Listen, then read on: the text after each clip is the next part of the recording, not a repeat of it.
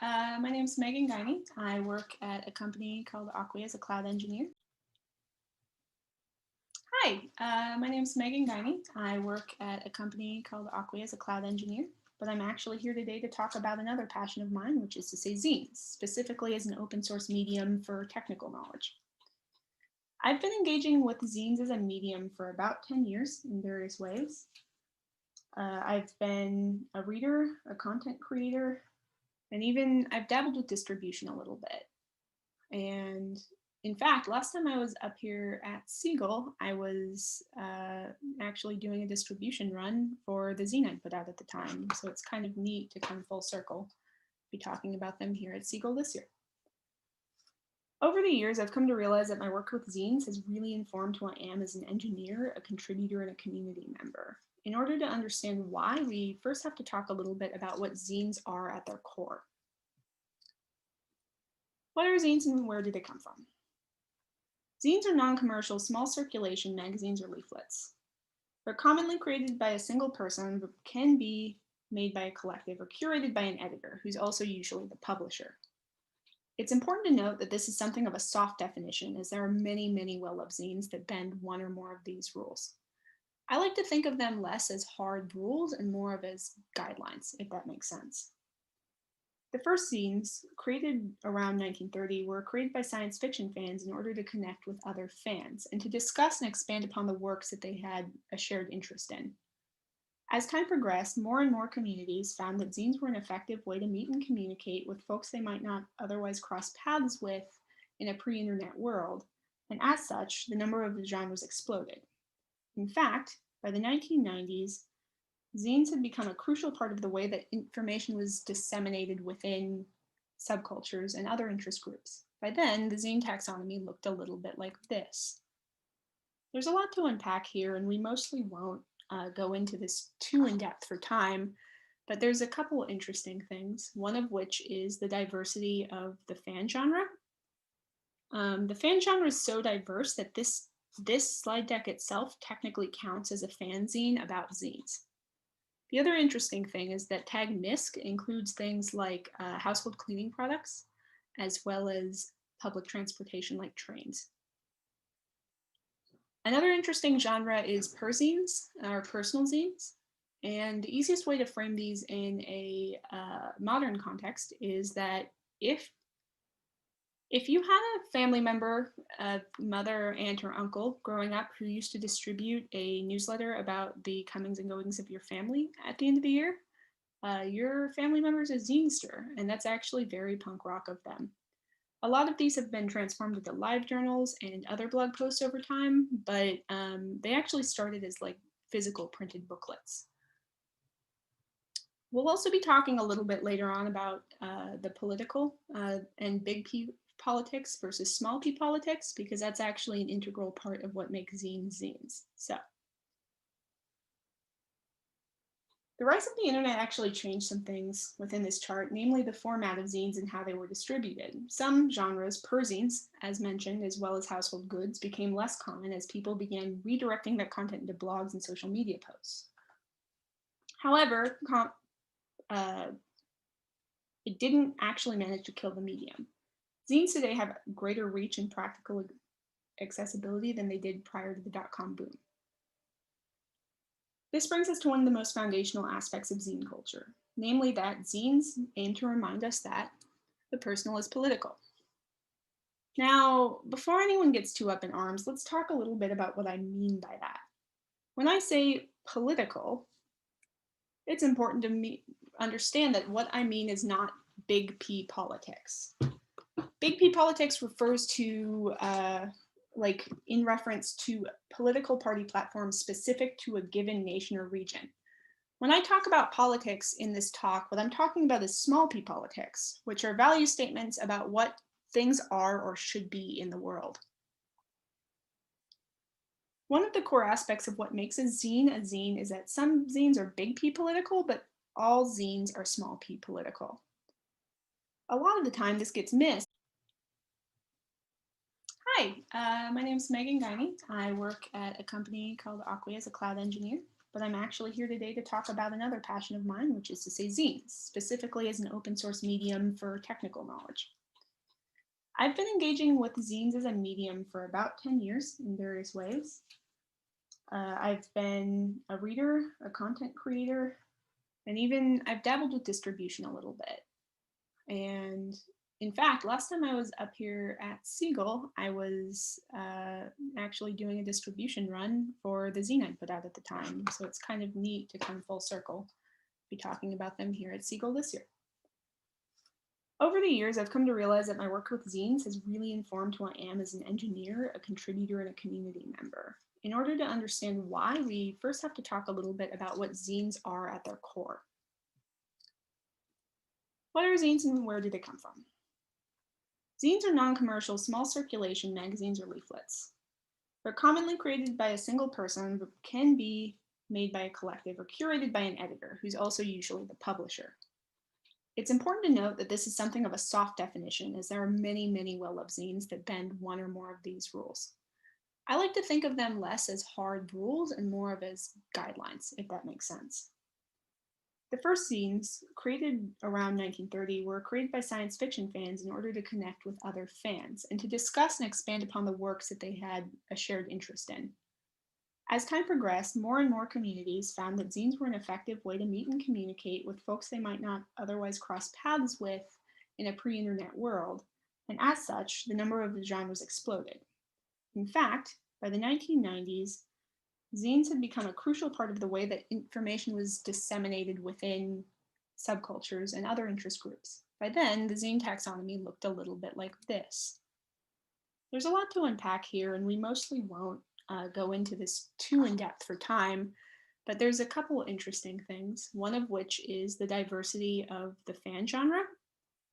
The fan genre is so diverse that this slide deck itself technically counts as a fanzine about zines.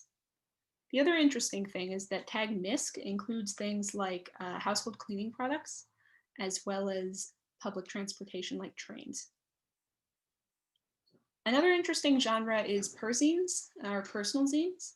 And the easiest way to frame these in a modern context is that if you had a family member, a mother, aunt, or uncle growing up who used to distribute a newsletter about the comings and goings of your family at the end of the year, your family member is a zinester, and that's actually very punk rock of them.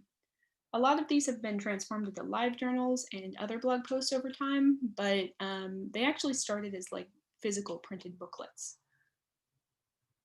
We'll also be talking a little bit later on about the political and big P politics versus small p politics, because that's actually an integral part of what makes zines. So the rise of the internet actually changed some things within this chart, namely the format of zines and how they were distributed. Some genres, perzines, as mentioned, as well as household goods, became less common as people began redirecting their content into blogs and social media posts. However, it didn't actually manage to kill the medium. Zines today have greater reach and practical accessibility than they did prior to the dot-com boom. This brings us to one of the most foundational aspects of zine culture, namely that zines aim to remind us that the personal is political. Now, before anyone gets too up in arms, let's talk a little bit about what I mean by that. When I say political, it's important to understand that what I mean is not big P politics. Big P politics refers to like in reference to political party platforms specific to a given nation or region. When I talk about politics in this talk, what I'm talking about is small p politics, which are value statements about what things are or should be in the world. One of the core aspects of what makes a zine is that some zines are big P political, but all zines are small p political. A lot of the time this gets missed because the small p political statement of a zine is implicit, often implicit, and secondary to the main objective. A really good example of this is the work of Julia Evans, also known as Bork. Evans is the most prolific, one of the most prolific technical modern zinesters, if not hands down the most prolific. If you're on tech Twitter, you've probably seen a Bork zine. These handy little zines explain the usage of technical tools and utilities in terms that lay people can easily understand.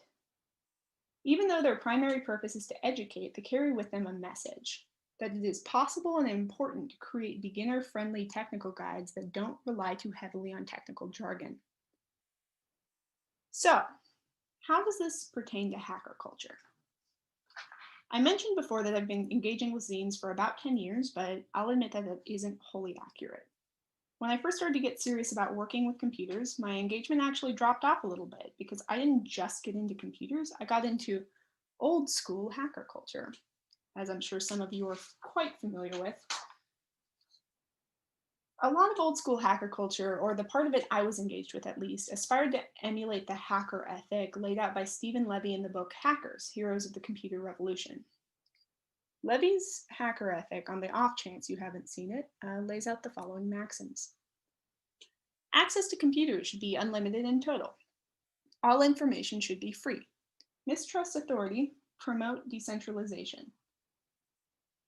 Hackers should be judged on their hacking, not on bogus criteria such as degrees, age, race, and position. You can create art and beauty on a computer.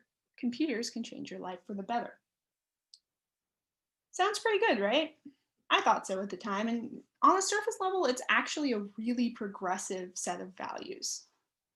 In fact, when in 2016, I heard a talk by Alison Parrish entitled Programming is Forgetting Towards a New Hacker Ethic, in which she mounted some actually rather damning criticisms of the original ethic, I initially had a really defensive reaction. It made me feel at the time like my way of life and all I'd been taught about what it was to be a hacker were being attacked. In her talk, Parrish proposes a new ethic, this time proposed in the form of a series of questions. 1. Who gets to use what I make? Who am I leaving out? How does what I make facilitate or hinder access? 2. What data am I using? Whose labor produced it, and what biases and assumptions are built into it? Why choose this particular phenomena for digitization and transcription? What does the data leave out? 3. What systems of authority am I enacting through what I make? What systems of support do I rely on? How does what I make support other people? 4. What kind of community am I assuming? What kind of community do I invite through what I make? How are my own personal values reflected in what I make? The last two maxims are left untouched, as they're relatively unobjectionable. A few years and a bit of lived experience later, when I revisited the talk, I was astounded at how much of it really resonated in a way it hadn't before. It turns out, Parrish was right, and the old ways I'd adulated as a wee baby hacker were in many ways really exclusionary and self-centered. In the end, it was the new hacker ethic that led me to seek a more equitable theory of practice, and it was that led me back to zines. So, now that we know a little bit more about zines, and we know a little bit about the new hacker ethic, let's take a minute to bridge the gap. What does the new hacker ethic have to do with zines? The short answer is everything. A longer, slightly less asinine answer might be that each part of Parrish's ethic reflects part of the process that enables zines to spread what might have otherwise been obscure or institutional knowledge to those who might not otherwise have access to it. To break it down, the first set of questions allows us to inspect where gaps in accessible knowledge might exist. For every tech guide, there are bound to be unstated assumptions, info that, given the writer's professional histories, seem obvious to them but might not be to those with a different set of background skills. When zine creators use their work to bridge these knowledge gaps, their subject matter expertise becomes vastly more approachable. Because of this, the process of questioning what knowledge is accessible versus what knowledge is standard is a really critical aspect of defining and scoping a zine's topic. We can use the second set of questions to examine the integrity of the information we aim to share, by taking into consideration not only our own personal biases, but those of our trusted sources. Though it isn't wholly possible as an individual contributor to create content that's entirely free of bias, asking ourselves these questions while assembling the subject matter knowledge and personal experience we intend to publish allows us to make sure we're being really thoughtful in our selection, that we're choosing the most sound, information we have at our disposal. The third set of questions asks that we consider our position as content creators within the existing structures of our society. They ask us whether we're actually providing information that'll bolster those within our communities that might not otherwise know how to access it, or if we're only actually reinforcing existing privileges, which is always a risk. The fourth set of questions in this contest asks us to consider our intended reader and their role within the community. In other words, it asks us exactly who it is that we want to benefit from our work. Both the third and the fourth sets of questions are absolutely central where distribution is concerned. One of the greatest strengths of zine as a medium is that when distributed thoughtfully, they often end up finding you, which is to say that they're one of the few ways to access knowledge that don't require the reader to know where to find that information up front. To me, the point of framing zine making as an implementation of Parrish's ethic is this. In spelling out in concrete terms how to build out technical zines that are relevant, factually sound, created with the explicit intention of breaking down knowledge silos, we enable creators who have the technical expertise and the community-minded spirit required to make really good content, but who lack practical zine making experience or the understanding of why making zines is good hacker praxis to really spark their passion, if that makes sense. So, if you're sitting here after hearing this and wondering, how do I get involved? How do I get started? I have a few directions you can take. If you want to get started reading zines, you can either go analog or digital. For physical copies, small local bookstores often have really interesting selections of local creators. Barnes & Noble isn't going to stock someone's lovingly hand-stapled breakdown of database optimization, but a local seller often will, so it's a really good place to look. Another good place to check are the English and art departments of your local university.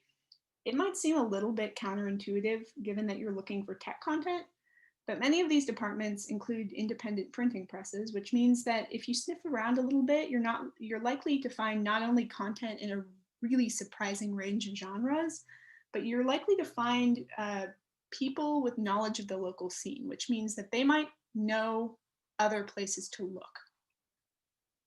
You can also go straight to a dedicated zine distro or press and order for them directly. StolenSharpieRevolution.org/distros is a really good list of distros, which in the context of zines actually means distributors, just to overload terms a little bit. Zines.barnard.edu has a ton of resources for finding zine libraries all over the world. And I do mean all over the world. It's an incredibly international list. There's a couple really good zine creators and presses that are worth checking out. The two really popular ones in tech sphere are Wizard, which is Julia Evans, and Bubblesort. If you're into STEM education in general, Small Science Collective is also really fun. If you want to go digital, the internet has basically an endless list of places where e-zines have been aggregated. There are a million of these projects ranging from tiny to absolutely massive, but when in doubt, archive.org.details.zines or /details/zines rather is a really great place to start just because of how rigorous its search tooling is and how many zines have been aggregated there. Basically, it's a really good centralized source. I also like to use GitHub because I know a lot of techie types that tend to publish on GitHub for everything, if that makes sense. Cool. So if you've read some zines and you're interested in making some, I have some other guidance. This is the part of the talk where I wish I had a lot more time to really dig in because there are really a million fun little tips and tricks to getting your zines how you like them. However, we have 20 minutes total, so I'm just going to do a brief overview of the common types of zines and the tools people use to make them. So I'm going to split the creation of zines for the time being into two broad categories, analog and digital. Analog zines are most commonly made using the same method I use to make these slides, which is to say cut paste. Cut paste zines are fairly cheap to make because they can be made using basically anything you have lying around. The only things you really need to make one of these are scissors, a few types of paper, scavenged or otherwise, glue. I prefer rubber cement. Some people like glue sticks. Pens and Sharpies, especially black and silver, are the most common colors. Whiteout if you're fancy, and eventually a stapler. These are generally assembled by hand to create a base copy, which is then scanned to make copies of distribution, for distribution. Now I know what you're thinking. Megan, you didn't mention a copier. I don't have a copier on hand. Good news. There's a grand old tradition in the world of zine making of borrowing and or renting copiers and printers. I actually got started, fun fact, pulling paper out of recycle bins at my high school and sneaking into the office to scan and print. So if you want to make it work, you can make it work, I promise. So one thing that's really neat about the way that these are assembled is that in the really old zines, you can tell whether a zine is a copy of the copy, or the original really easily, because as you run it through the copier more and more times, and as you scan it more times, the image quality in your zine gets like more and more blown out and destroyed. The trade-off is that making a cut paste can be really time consuming because it's a labor of love. Each piece has to be placed by hand, and each creator has their own personal idiosyncratic style that develops over time. This can be both a feature and a bug, because the farther you stray from your style, the harder the zine will be to make. Case in point, making this slide deck was actually a really strange experience because my typical style isn't minimalist enough to make a reasonably readable slide deck. So trying to pare that down and make it more PowerPoint adjacent was a really interesting process. Zines can also be digitally created. Some people like to use art programs like Procreate to give their zines an old school handwritten feel rather than leveraging a more traditional font. For more traditionally lettered zines, a lot of people use Adobe InDesign. Obviously, neither of the above options is open source, and there actually is a lot of room to incorporate more open source tooling in this space, but those of us who do prefer to go FOSS, we have a few pretty solid options. Inkscape can be used in place of Procreate, LaTeX can be used for typesetting, and GIMP, as usual, can be used for image manipulation. You know, just in case you want that old school, I ran this through a scanner 50 times look, as to be quite frank, I kind of do. Personally, I've really enjoyed building the beginnings of a tool set of my own, which uses Python and Jinja 2 to generate LaTeX zine templates. None of it's very polished, of course, but the beauty of zine making is that this scrappy make it work type of solution is very much the heart of the zine making ethos. If y'all want to know more, I've actually put together a base level list of resources that could be useful on my zine GitHub, which y'all can find at Shai Pangolin /democratizing documentation /zine resources.md. I'm not going to read out the whole link because you can see it, but yeah. Please note that this isn't my primary GitHub, so it might take me a second to respond. I think the only zines I actually have on here are non-technical because I used to have the policy of never publishing twice under the same name, just because I had concerns as I became a professional that some of my past work might affect me professionally. Regardless, the best way to get started here is to dig in, let the resources light your path, but remember none of them are gospel. And realistically, zines can be whatever you want them to be. So happy hacking. Questions, comments, scathing indictments of my methodologies? There are really no wrong answers here, so step up, and thank you for listening. Welcome. Hi. Hello. Hello. We're Paris, that's me. I'm Tim. Tim. You can tweet us at these handles, you can see. ParisBA and the McJones on the Twitter. We're here to talk to you today. So we live in Hobart, Australia. That's like all the way down the bottom of Australia, which itself is sort of all the way down the bottom. We make games, we make apps, we write books, we drink coffee, all the usual stuff. If for some reason you ever find yourself in Hobart, hit us up, let's go get coffee. We've written a lot of books, lots and lots of books. Far too many books. Way too many books. Way too many books. We wrote this one on Swift and machine learning, which is a totally different angle to the talk today, but it just proves that we know what we're talking about at least something related To some this. degree, Yeah. we'll go with proof. We'll go with something. So we're going to be giving a bit of an update on where Swift is going for machine learning and stuff around machine learning and how Swift has really significant utility these days in machine learning, in the machine learning space. Caveat, big caveat. We use Swift. We use Swift a fair bit. We don't work on Swift. Nothing to do with Swift project. Anything we say about Swift is our assumptions or guesses here. Or we've just purely made it up. Yeah, We do that a lot. I don't think we'd lie, but it is definitely a guess. Likewise, we use TensorFlow. We don't work on TensorFlow. So again, we're just sort of guessing here on some of these sort of things. Yeah. So Swift, quick and dirty intro. Swift is a modern, obviously because it's fairly new, compiled.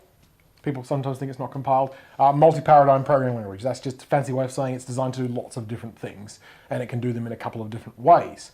Pretty straightforward. We'll start with a little bit of history. So Swift was created by Apple and released 2014 to replace Objective-C, which was the world's most beloved programming language. Rest in peace. Actually, you can still use it, but no one does. No, actually, Objective-C was not particularly beloved by a lot of people by the point it got replaced, but we quite liked it. It has some cool features. It was released by Apple to be their language, but they open sourced it properly in 2015. So in 2014, in 2015, they released it under the Apache license. It now evolves under the Swift evolution process, which, if you're familiar with Python's evolution process, it's very, very similar. In fact, they more or less just said, hey, we like how Python does it, we'll basically Instead of take Python that. enhancement proposals, PEPs, you have Swift evolution proposals, SE. They don't call them SEPs, they should, though. SE, yeah. So it's been very, very popular since its release. It's only been getting more popular over time. It's been in the top 10 most popular language charts since 2015 from basically every site that tracks it. It fluctuates where it sort of goes in there, but it's consistently in them. And Swift sort of has this philosophy, which I like. This is a direct quote from one of the core team members about the philosophy of Swift, which is to make the simple things easy and the difficult things possible, which I kind of like. Its goal is to be a good general purpose language for everyone, which, you know, is obviously quite big, but it's a worthy goal to aim for. It wants to be all things to everybody. So this means to achieve this, they've taken the approach of a really strongly typed system. It's got native support for optionals and nullable types. It's got closures, generics, functional support, and has explicitly different references and value semantics. So, let's take a quick look at some Swift syntax to get you started in your understanding of Swift before we start looking at Swift for TensorFlow particularly. Out of curiosity, has anyone here used Swift? Put your hand up.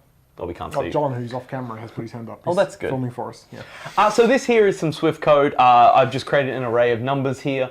I'm then just adding them all up and then printing it out. I can't remember what that prints. I can't do it in my head right now. This is a multi-paradigm language, however, so you could also be quite functional if you want, using reduce there. Exactly the same sort of thing, just summing them up and printing them out. Worth pointing out, we're going to gloss over quite a bit of code quickly in this presentation. The idea is not for you to follow along the code, it's for you to kind of see that Swift looks pretty familiar and approachable.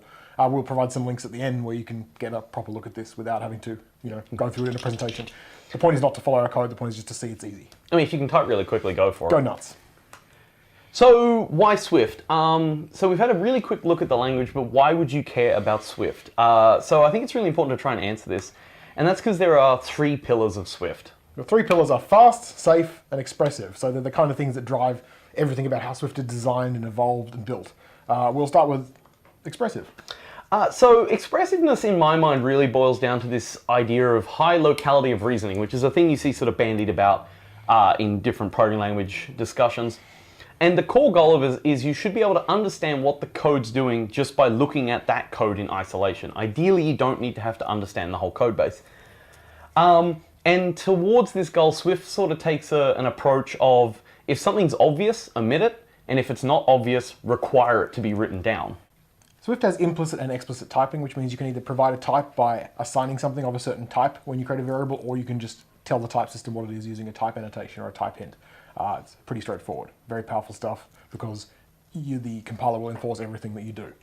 Swift requires you to use your parameter labels. So unlike other programming languages where sometimes you can omit parameter labels, unless you explicitly tell your code that parameter labels are optional, they are always required in Swift, and they form an integral part of any function call. So in this case, you're doing a thing with a thing and another thing, and those are all important parts of your function call.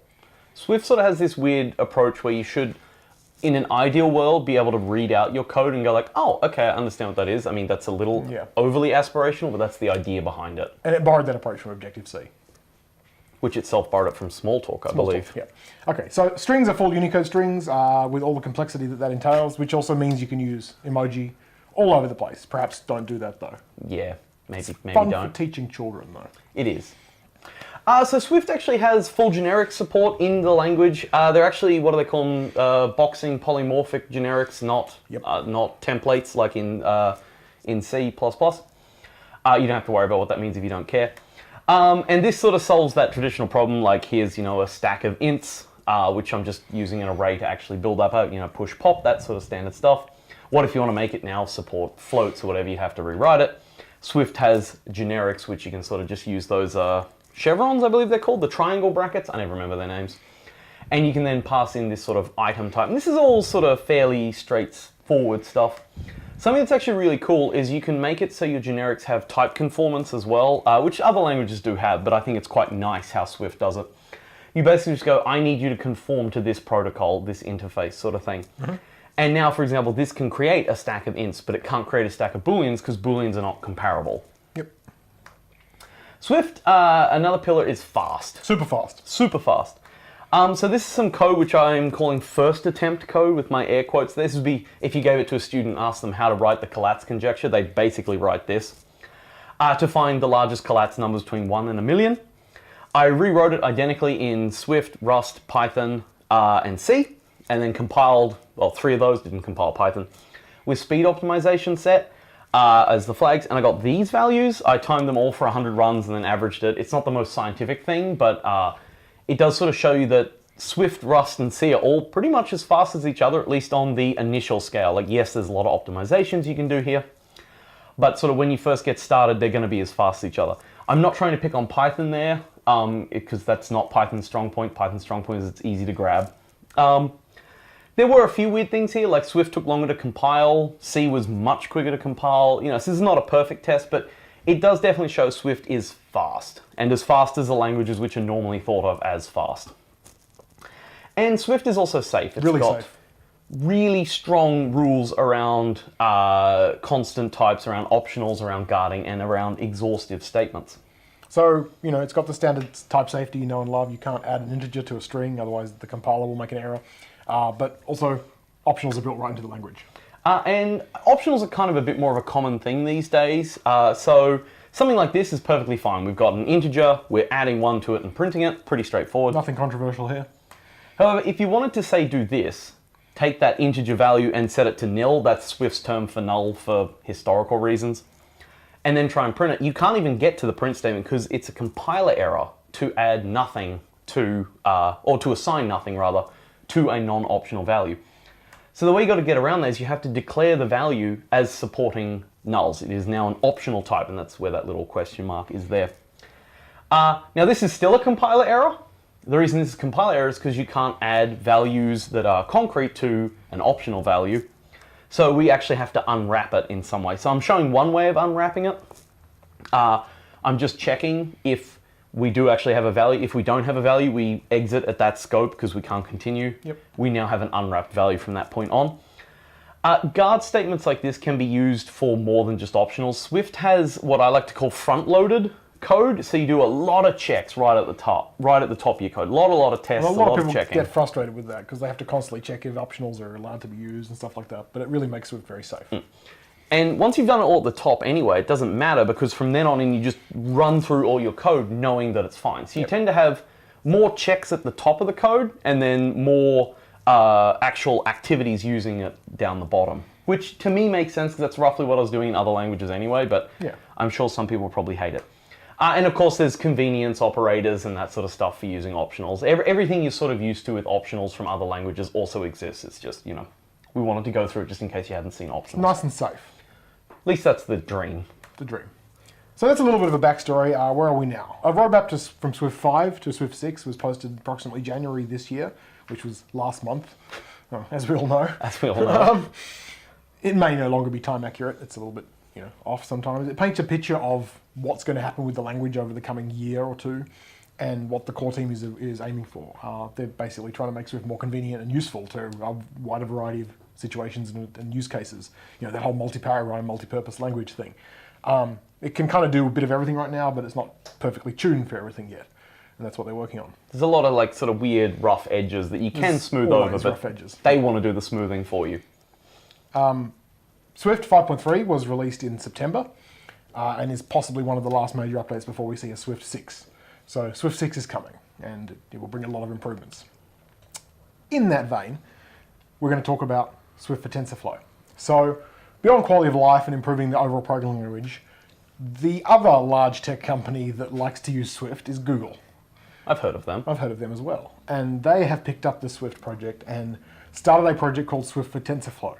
Which I will admit is a name I don't like. It should be called TensorFlow Swift. But Yeah, it's not called TensorFlow for Swift for a very particular reason, in that they've basically replaced the compiler and the toolchain with a new version of Swift.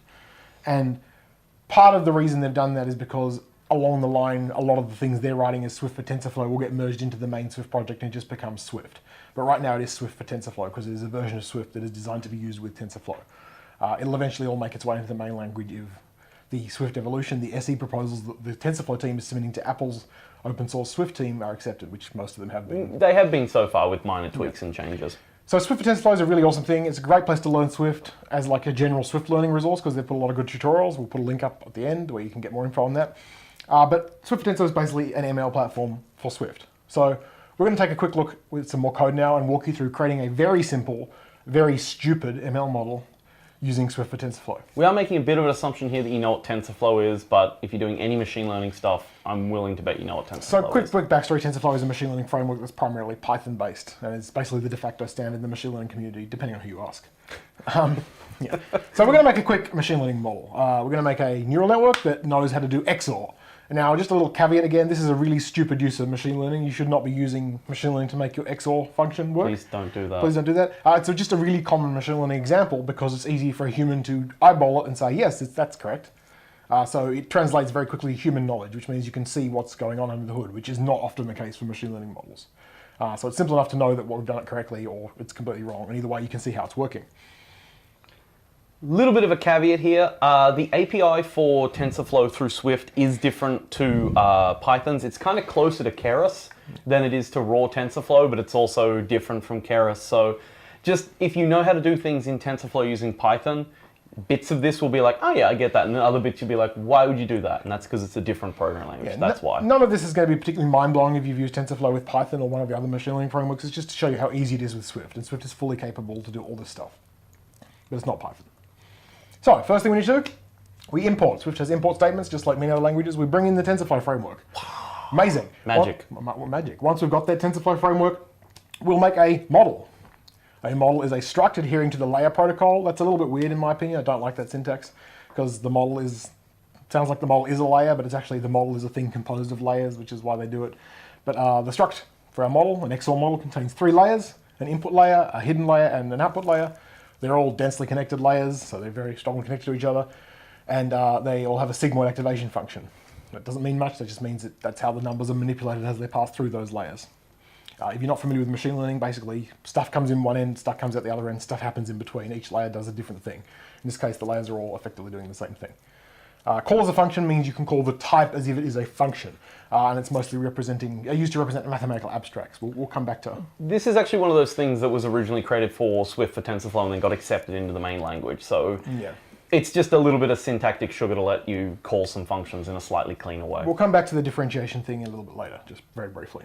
So once we've got our model with our 3 layers to pass something from one end to the other end, so this thing sequences it through the layers, we need to create an instance of our new model. So we'll create a variable to store the model in and create an instance of our lovely model struct in it. Again, we're doing XOR, don't do XOR for machine learning. Really great example though. So we'll create a optimizer next. We'll use a stochastic gradient descent, SGD optimizer, which is just a feature of the Swift for TensorFlow library. Most machine learning libraries have optimizers built in. Optimizers are things that let you update your model based on the learned information, basically. And SGD is just one of those optimizers. Swift for TensorFlow has all the standard sort of optimizers you know and love, and you can write your own if you really All want. the classics are there. All the classics. Got the band back together. So once we've done that, we'll create some XOR training data.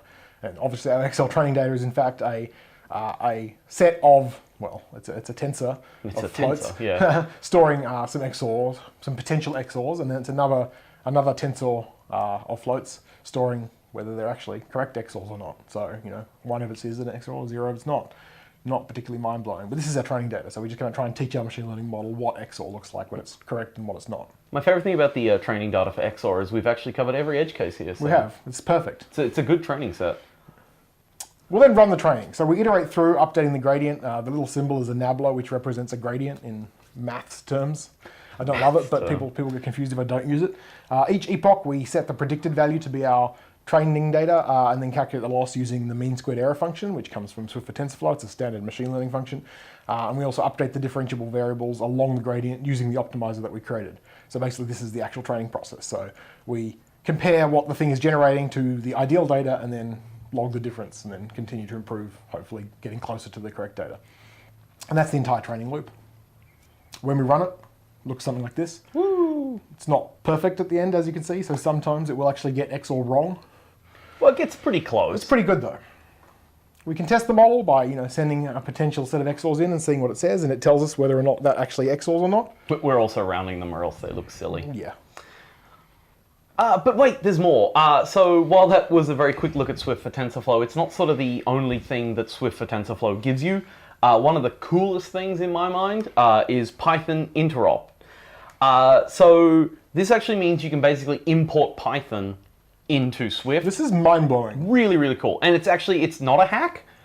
It's not just like calling the command line. It's much smarter than that, which I'm very impressed by. It's as much not a hack as this can be. Yes, yeah, actually, but much better description, yeah.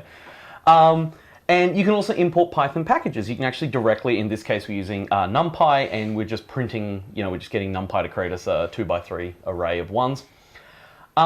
Now this, while the Python interop isn't built in directly to Swift, that's just in Swift for TensorFlow, the hooks that let that happen are built into Swift now. So that's one of those other things that sort of came about directly, which is really, really cool.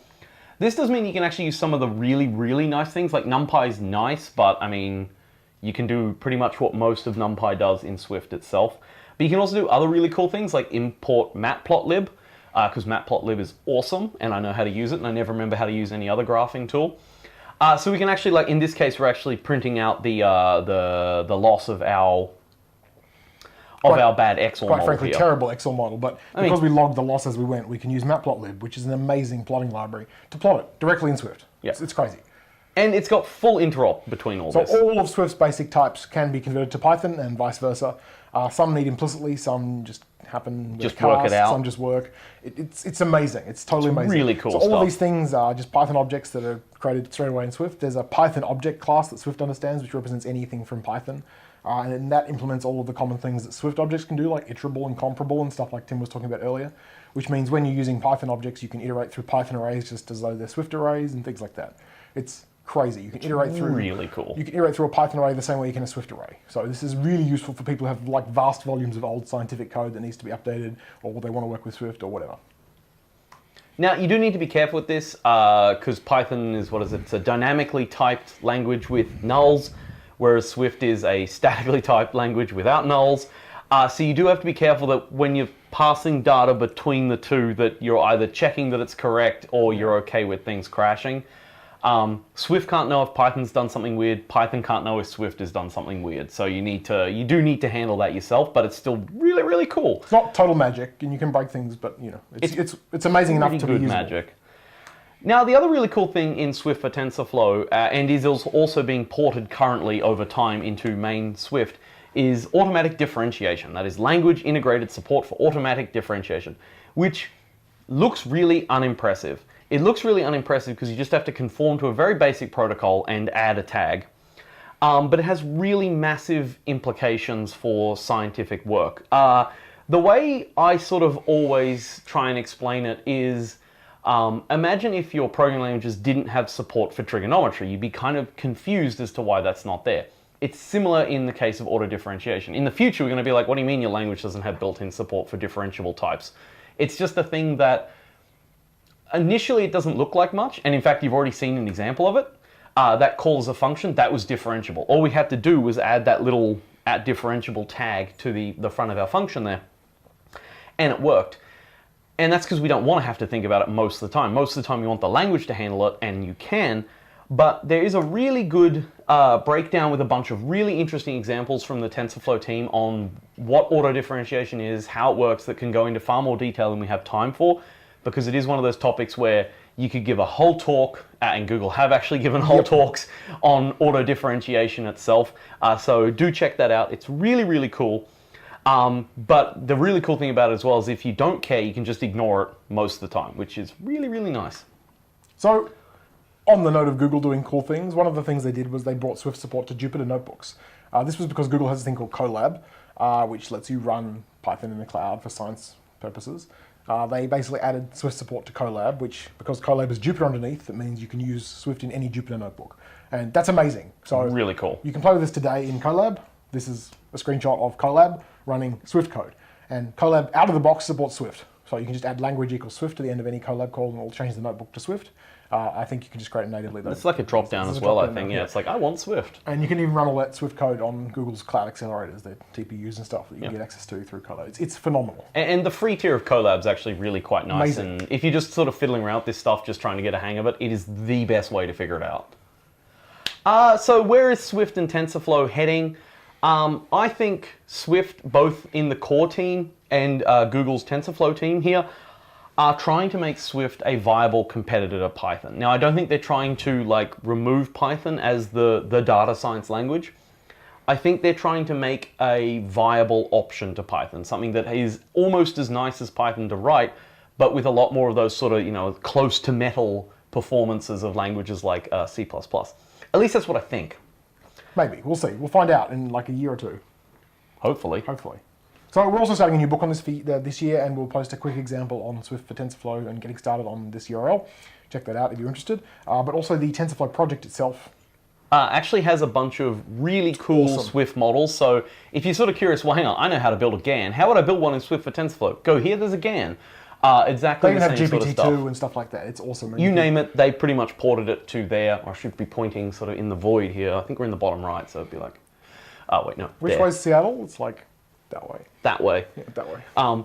So do definitely go there. There's a bunch of really good example models there that you can basically just look at to try and get the way around it. That's how I learn, because I'm much more sort of like just the dive-in guy. I like to steal other people's work and then reverse disassemble it to see what happens and then make out my own from there. So it's a really great way of doing that. And it's all open source and appropriately licensed. So we hope you check that out. Thanks for watching. Hopefully see you next year in person.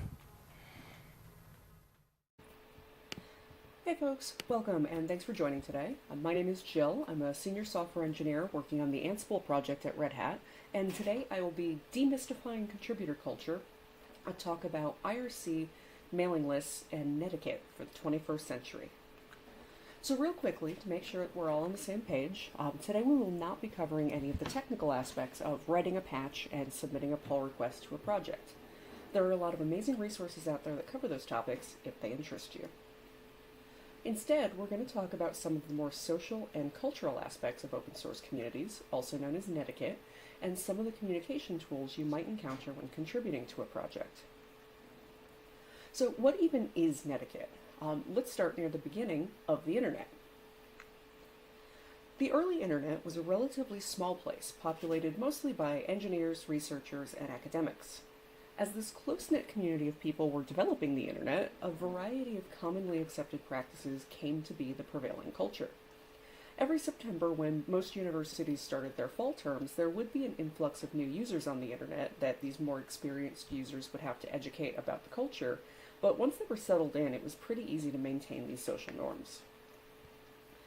To help with educating these new users, network operators would often post on their site or service a netiquette file, often named netiquette.txt, which describes the social and technical guidelines for interacting with them.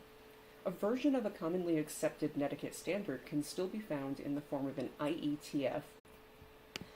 Hey folks, welcome and thanks for joining today. My name is Jill. I'm a senior software engineer working on the Ansible project at Red Hat, and today I will be demystifying contributor culture, a talk about IRC, mailing lists, and netiquette for the 21st century. So real quickly, to make sure that we're all on the same page, today we will not be covering any of the technical aspects of writing a patch and submitting a pull request to a project. There are a lot of amazing resources out there that cover those topics if they interest you. Instead, we're going to talk about some of the more social and cultural aspects of open source communities, also known as netiquette, and some of the communication tools you might encounter when contributing to a project. So what even is netiquette? Let's start near the beginning of the internet. The early internet was a relatively small place, populated mostly by engineers, researchers, and academics. As this close-knit community of people were developing the internet, a variety of commonly accepted practices came to be the prevailing culture. Every September, when most universities started their fall terms, there would be an influx of new users on the internet that these more experienced users would have to educate about the culture, but once they were settled in, it was pretty easy to maintain these social norms. To help with educating these new users, network operators would often post on their site or service a netiquette file, often named netiquette.txt, which describes the social and technical guidelines for interacting with them. A version of a commonly accepted netiquette standard can still be found in the form of an IETF request for comments document at this URL. Now, many of these guidelines have actually become so common knowledge that we still adhere to them without giving them a lot of thought. For example, mail should have a subject heading which reflects the content of the message.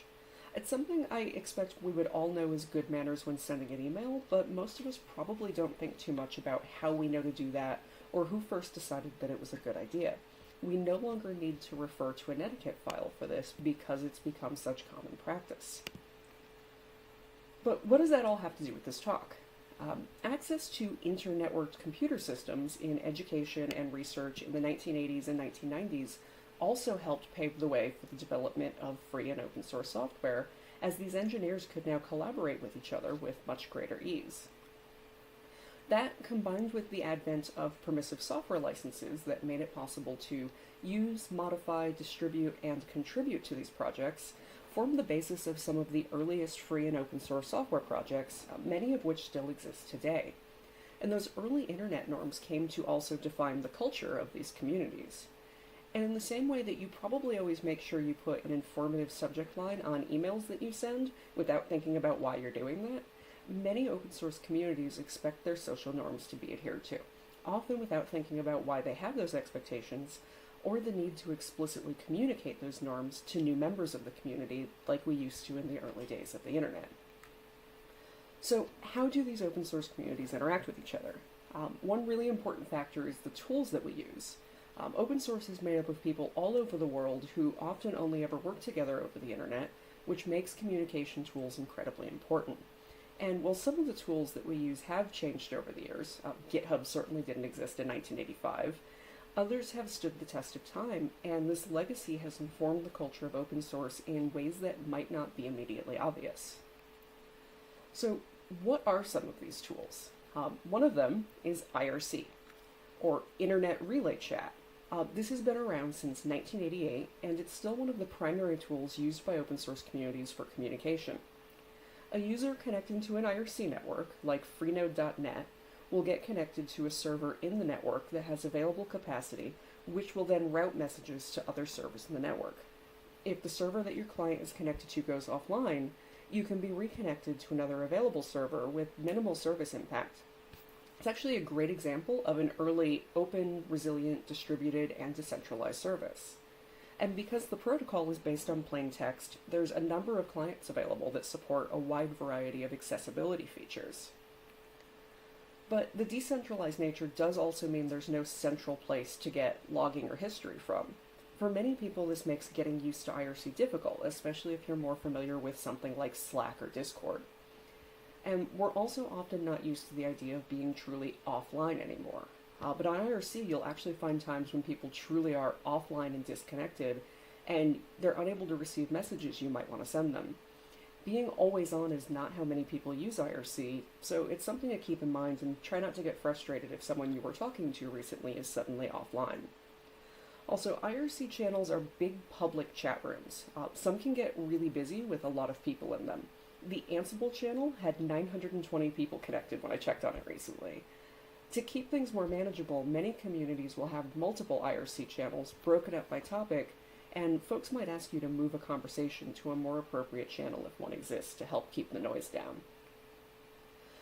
Joining a public chat room with hundreds of people in it can be really intimidating, and it can be frustrating if your message doesn't get a response when you do speak up. So these are some things that could help make sure your message has good IRC netiquette. First, you don't need to ask for permission to ask a question, like, "Hi, can I ask anyone here about Ansible?" Just go ahead and ask. Folks in open source IRC channels expect people to show up with questions, so they won't think you're being rude. Do try to avoid slang or abbreviations that aren't common technical terms. The person best equipped to answer your question might be in another country on the other side of the world and not familiar with the same regional slang that you are. A ping here is when you type someone's username in a channel. Most clients will send that person a notification with the message text. If you ping someone, try to provide some context in that notification. If you type in a message that's just, "Hey, Jill R, ping," that's called a naked ping, and the person you're pinging won't know if your message is urgent, and they might feel compelled to drop whatever they're doing and check in, which isn't very respectful of their time. Don't feel pressured to introduce yourself or have to start chatting right away. It's perfectly fine to just sit quietly and observe until you feel comfortable participating. This is called lurking in a channel, and it's super common. And these last couple of points we're going to look at a bit more closely. A paste service is a website where you can type in, or copy and paste, plain text information and get a unique, publicly accessible URL that you can share with others. Most paste services have syntax highlighting support for common programming and markup languages, and will retain simple formatting like indentations or line breaks. Be aware that some of these services don't allow you to edit or delete your pastes. Be careful about what you put into them.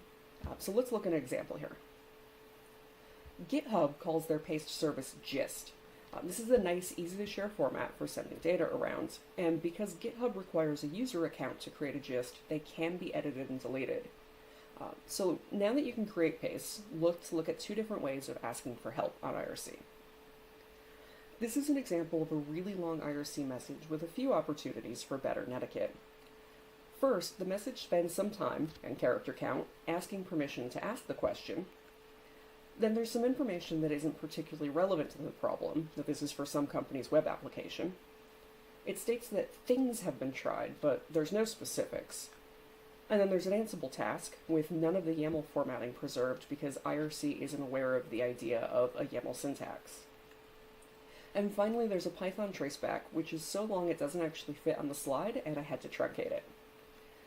Try not to post long blocks of text like this. It's really hard to read. If you have a long paragraph, think about how you can break it up into different concise points. If you have logs or code samples, put them in a paste. If you've used tools like Slack, you might be thinking that the code could be wrapped in backticks to preserve the formatting. And while there are some IRC clients that can do that, a lot of folks might be using something like text-based IRC clients that don't understand formatting and which handle long lines really poorly. Rich text formatting and lengthy text blocks can also be really challenging for folks that are using screen readers or other assistive tech. Try something like this instead. It's broken up into a few concise points. The code and the traceback are provided via links to paste services, and more specific details of the kind of help needed have been provided. So there are a lot of different options available for IRC clients, some of which have more modern designs than others. There are also IRC connection proxies that you can run on your own server, which are called bouncers, that help provide a persistent connection and logging. There are a ton of options, and we could spend a whole talk just going over different tools for IRC, but I want to talk about just a couple of options that can help get you started. IRC Cloud is a hosted software-as-a-service-based IRC client that handles your connection, your logging. It provides web and mobile clients. They support features like having a modern graphical interface, they have a built-in paste service, and a whole lot more. And this is a really great option if you think any of those features would be useful to you, and it's pretty simple to get started with.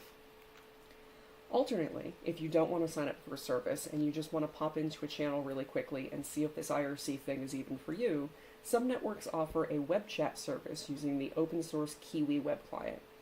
To use the Freenode web chat, you can go to this site in your browser, enter in a nick or nickname that you want to use for the session, enter in your password if you've registered to have permanent access to that nickname on the Freenode network, and join a channel. Sometimes, though, your message just won't fit into a few concise points, and you might need the attention of a broader audience who can respond asynchronously. For those types of things, most projects will have one or more mailing lists, sometimes called listservs. These are an email-based distribution service where you can send messages to a single email address and have them delivered to everyone who subscribes to the list. These are typically publicly archived, and those archives can be a great resource for learning about the history of decisions made by the project. The most common mailing list technologies being used right now are Mailman and Google Groups. There are a few others out there. Discourse has been gaining in popularity, but in my experience, these are the two you're most likely to come across right now. One of the first things you'll need to do to start participating in a mailing list is subscribe to it. Most lists only permit subscribers to send or respond to messages to help prevent spam. If the list you're wanting to access uses Mailman, you should see a page that looks something like this when you go to join the list. To join the list, you fill out the information I've highlighted between the two blue bars and click on the subscribe button. You'll get a confirmation email asking you to verify that you want to subscribe, and once you follow the instructions in that email, you should immediately begin receiving any messages that are sent to it. To join a Google group, you just click on the Join Group button at the top of the group page. So you've subscribed to your project's mailing list and can participate in discussions. But it's worth keeping in mind that mailing lists can get really busy. So if you don't want all of those messages clogging up your inbox, I'd recommend creating a mail filter for each of the lists you subscribe to. I use mail filters to put all of the lists that I'm on into individual folders, skipping my inbox entirely, so that I can prioritize important emails and read my mailing list messages at a time that works for me. Many email providers have an option to create a rule directly from an email you've received, so you can choose that option and get a lot of the details pre-filled for you. And this is what that looks like in Gmail. Most of the etiquette that you'll need to participate in a project's discussion lists are fairly common professionalism. Things like be polite and respectful, assume good faith if you have a misunderstanding, and don't type your message out in all capital letters. Sometimes people in open source can get a little invested in their projects though, and conversations can get heated. If this ever happens to you or a discussion that you're participating in, it's okay to walk away for a bit.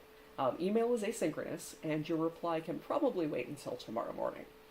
It can be difficult to interpret someone's tone or intent over email, and flame wars do happen, so if you find yourself caught up in a situation like this, or if you're unsure of how your message might come across, it can be helpful to reach out to a colleague or another member of the project that you can trust and ask for a second opinion. A less obvious thing, though, that's very important to a lot of open source communities is how you type out your replies to other people's emails. Top posting is when you reply in the space immediately above a previous message. This is the default and sometimes the only way to reply in some email clients, and it might be the way you're accustomed to writing emails. But it can be difficult to follow this posting style in a long message thread with a lot of participants, and long email threads are a common occurrence in open source mailing lists. It's fine for one or two replies, but as soon as different people start making different points, it becomes really challenging to determine who someone's responding to or which line or comment they're making a reference to. Instead, most open source communities prefer that you write your replies in line in the body of the email that you're replying to, like this. If an email thread gets really long, it's also okay to cut out previous points that are no longer relevant to the ongoing conversation to help with length and readability. The conversation is being archived on the mailing list server, so no information or knowledge is being lost if you need to do this. You might reach a point, though, where a mailing list is no longer relevant to you or your interests, and you'd like to stop receiving the messages entirely. You might occasionally see someone send a message to a list that you're on saying, "Hey, please unsubscribe me, I don't want to get these anymore," but that's not actually a good mechanism for getting off of a list. You might even see other people reply to that request, saying things like, "Well, the instructions for how to do that are at the bottom of every email if you would only bother to read." That's also super unhelpful, though, so please don't be that person. In general, you unsubscribe from a list by going to the same interface that you used to sign up and changing your preferences. If the mailing list uses Mailman, there should be a footer at the bottom of messages from the list with a link to the settings page that you need to visit. This page should look familiar because it's the same one we signed up on a few slides back. You fill in the fields between these two blue bars, then click on the unsubscribe or edit options button, which will take you to this page that has the unsubscribe button we're looking for. After you click on that, you'll be sent a confirmation email, and once you follow the instructions, you'll be off that list.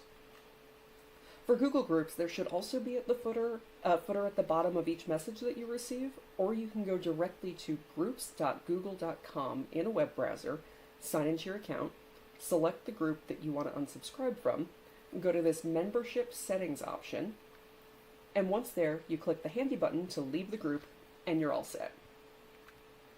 So now that you know how to communicate effectively with an open source community, what's actually happening on the other side of things?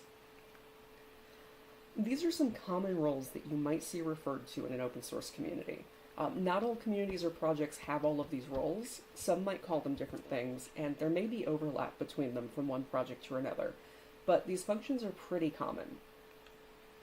A contributor is generally anyone who participates in any way with the project. If you've ever opened an issue, commented on a pull request, or answered someone else's question on IRC, congratulations, you're a contributor to that project. Some folks might also use the term contributor when specifically talking about people who have had a change accepted to the project, whether that change was code, tests, documentation, or any other materials. A committer is someone who has commit rights to a source repository or a subset of a repository. This is usually someone who's demonstrated a history of quality contributions to the project and has been trusted with elevated rights. Different projects will have different guidelines for granting someone commit access to the project. In the OpenStack community, an existing core developer who has commit rights can nominate another contributor on the mailing list and request that other cores vote for that nominee. If the nominee is approved by the existing core community, they get elevated rights. In the Ansible project, our process is a bit less formal. Generally, subject matter experts in the relevant part of the code base will discuss the nominee and agree whether or not to elevate their privileges.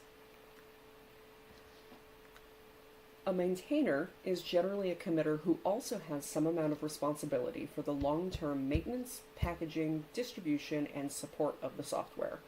Some projects may not differentiate between committers and maintainers, but in others there's a clear division. For example, in the Debian project, Debian maintainers have the ability to sign and upload packages to the Debian package archive. Developers without maintainer rights don't have their GPG keys on the keyring and can't sign packages. Some projects may even have one individual who serves as the head of the project, and they might be referred to as a BDFL, or Benevolent Dictator for Life, or they might be a PTL, or Project Technical Lead. BDFLs are typically the original project founder. For example, Guido van Rossum was the BDFL for the Python project for almost 30 years, until 2018 when he stepped down from the role. Other projects which have a PTL will frequently elect someone to that role on a regular or semi-regular schedule. In other communities, though, project leads may be employed explicitly to lead a community by a sponsoring organization. Android project leads are typically Google employees who have expertise in the technical area that they oversee. In all of these cases, leads will perform a variety of tasks within their project, ranging from casting a tie-breaking vote in the case of organizational decision-making, project management, project evangelism, mentoring, and more. Really large projects and communities might also have a council or a committee who's responsible for the higher level of guidance, organization, governance, and direction of the project. For example, the OpenStack Foundation has a board of directors made up of representatives from sponsoring organizations who provide, quote, strategic and financial oversight of OSF resources and staff, end quote. So there's a lot of people involved in an open source community, but you might be asking, how come it still takes so long to get a response to my messages, my issues, or my pull requests? Is anyone even paying attention? In larger projects, different people will have different expertise in parts of the code base, and there might only be a small number of people who know the subsystem that your contribution touches well enough to review it. And all of these people aren't just sitting in front of their computers all day reviewing code. A lot of a maintainer's time is spent supporting the project in ways that aren't immediately visible. Maintainers might spend time triaging new issues, maintaining the testing infrastructure, running community meetings, planning or preparing a release, building tools for the community to use, or any number of other things that are needed to make the project run smoothly.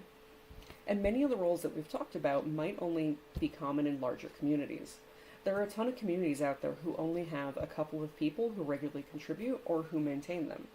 If that Python library only has one active maintainer and they're busy with any of the things that life might throw at them, it could take a while for them to get back to you. It's also often overlooked, but many open source contributors and maintainers are working on their projects in their personal free time. While some maintainers are fortunate enough to work at a company where they get to participate in open source as part of their regular job, a lot of communities are made up of people who only get to work on their project at night, on the weekends, or when they can find some spare time. Please be patient with the maintainers of your favorite open source projects. It's a lot of work, and we love doing it, but sometimes there's just more than we can get done in a day. And that's why we're so excited to have folks like you participate, because the more people who are part of the community, the more we can accomplish. Okay, so Jill, that's great and all, but you seem to be saying there's a lot of different ways that an open source community can be structured, can communicate, and can be managed. How do I actually find my way in a new project? Most established projects will have documentation with guidance on how to do just that. It could be as simple as a README or contributing file in the root of their GitHub repo. But larger or more complex projects will probably have extensive documentation. For example, the README file in the Ansible project provides a high-level overview and then links out to our documentation site for more in-depth information. Our community guide covers information that's useful for all members of the community, like where our different communication channels are and how to get help with a problem.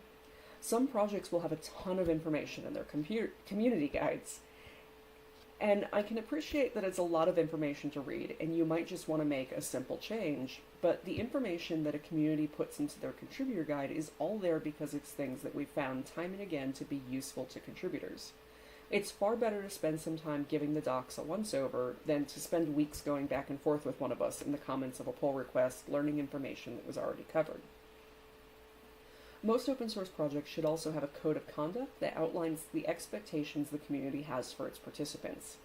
These provide a reference framework for what is and isn't considered acceptable behavior and actions. It's always a good idea to look for the code of conduct and give it a review when joining a new community. I hope this talk has given you information that will help prepare you to join and contribute to an open source community. You should also check out the only book specifically written to help prepare you for contributing to an open source community, Forge Your Future with Open Source by VM Brasseur. It's a great book that covers in depth a lot of the material we've talked about and so much more. And you should also check out her closing keynote tomorrow afternoon here at Siegel. Thank you so much, and if anyone has any questions, I would be happy to help answer them.